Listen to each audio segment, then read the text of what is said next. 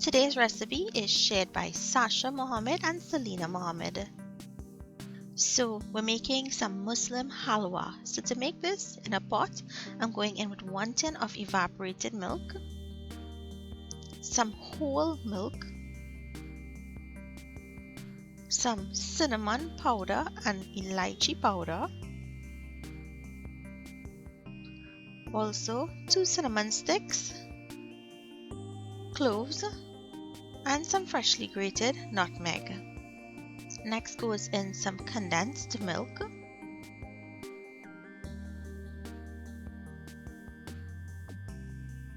some sugar, and guys, remember, you have to make this, what she told me, you have to make this extra sweet. Add in some water. The reason why you want to make it extra sweet is because when you add the flour mixture to this, it will balance off that sweetness.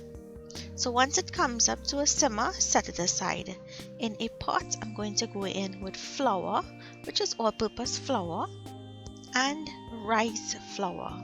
We're going to patch this mixture on a low heat until it has a light brown or cream color. If you prefer it darker, then you'd patch it until it gets to the color that you would like. This took about 15 minutes to patch. Once it's patched, you want to take it off the heat and empty it into a bowl and set it aside and allow it to cool down. I prefer my parsad to be on the lighter side, so I didn't patch it as much. So to a pot, I'm going in with some butter. Now it's recommended to use butter. If you want it, you can use ghee. Go in with some raisins and some chopped cherries. Next, add that flour, that patched flour, to the butter and fruit mixture, and we're going to toast this for 5 minutes. It's going to add a little more color during this step. Once it comes together and it has a nice color, just break up any lumps you may see in there.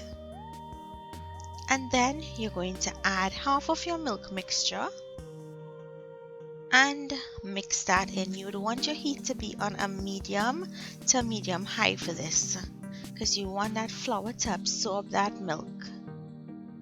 Go ahead and add in the rest of the milk and continue to mix. Now this part can be tedious, so you'll need a lot of elbow grease when turning this.